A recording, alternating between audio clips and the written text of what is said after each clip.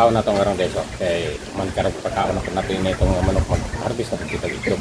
So ibigay po ng atong itlog karong magawa. Sobra sa usa ka tri. Mga na-resulta niya itong mga pagkaon karong yatag. May epekto.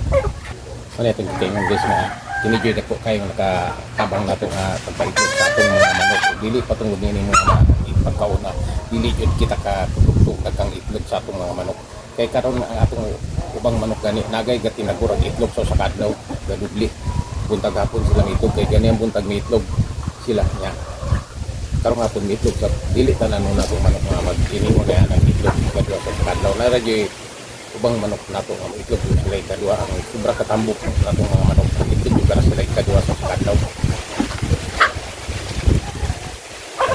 So,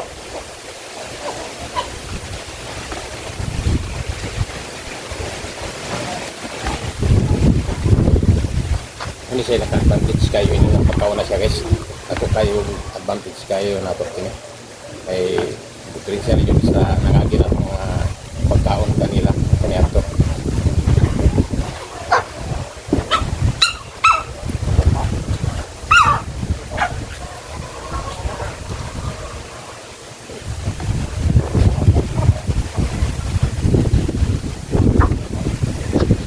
Kaya ito dinijud kita kabawi galing sa pagkaon kanila mo yung masaligan na nilang itlog. Dinijud kita kapalit o mga pagkaon sa pinagisalin sa itong mga itlog ra.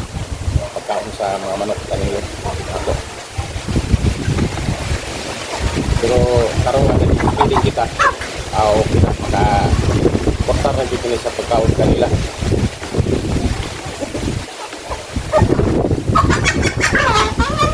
Generator ako ng atong pagbaligyan nato sa itong mga itlog. Pag-250 ang atong panghatag pero naplano kita ang atong patas-taasan gamay ato iparya sa ras mga itlog.